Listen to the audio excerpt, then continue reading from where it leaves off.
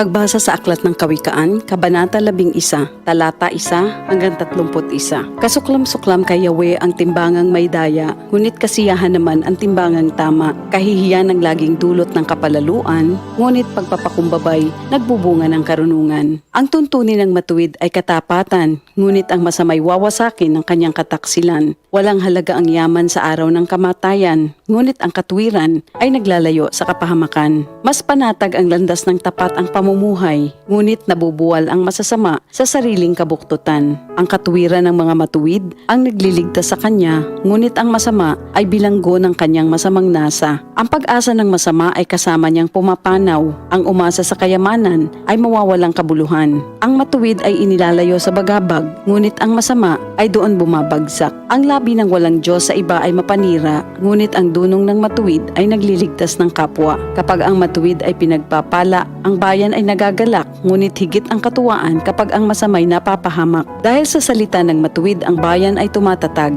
ngunit sa kasinungalingan ng masama, ang lungsod ay nawawasak. Ang kapos sa kaalaman ay humahamak sa kapwa, ngunit laging tahimik ang taong may unawa. Walang maitatago sa bibig ng madaldal, ngunit ang tunay na kaibigan, iyong mapagkakatiwalaan. Sa kakulangan ng tuntunin ng bansa ay bumabagsak, ngunit sa payo ng nakararami, tagumpay ay tiyak. Ang nananagot para sa iba, sa gusot ay nasasadlak, ngunit ang ayaw gumarantiya ay malayo sa bagabag. Ang babaeng mahinhin ay nag-aani ng karangalan, ngunit ang walang dangal, tambakan ng kahihiyan.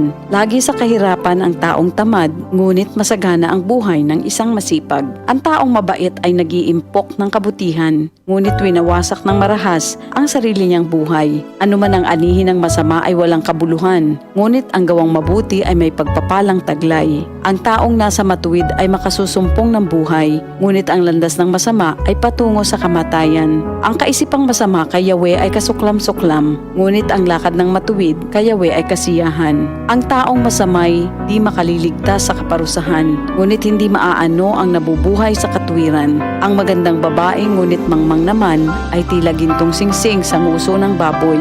Anumang nais ng matuwid ay nagbubunga ng kabutihan, ngunit ang mahihintay lang ng masama ay kaparusahan. Ang taong mapagbigay ay lalong yumayaman, ngunit naghihirap ang tikom ng mga kamay. Ang taong matulungin sasagana ang pamumuhay, at ang marunong tumulong ay tiyak na tutulungan. Sinusumpa pa ng lahat ang nagkakait ng butil, ngunit pinupuri ang nagbibigay ng pagkain. Kung mabuti ang hangarin, ikaw ay igagalang. Kapag humanap ng gulo, iyon ay masusumpungan.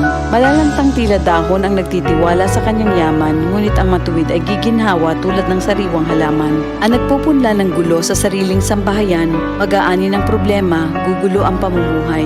Ang taong mangmang at walang nalalaman ay alipin ng matalino habang siya'y nabubuhay. Buhay ang dulot ng matuwid na pamumuhay, at kamatayan naman ang hatid ng karahasan. Ang matuwid ay ginagantimpalaan dito sa lupa, ngunit paparusahan naman ang mga makasalanan at masasama. Ito ang salita ng Diyos.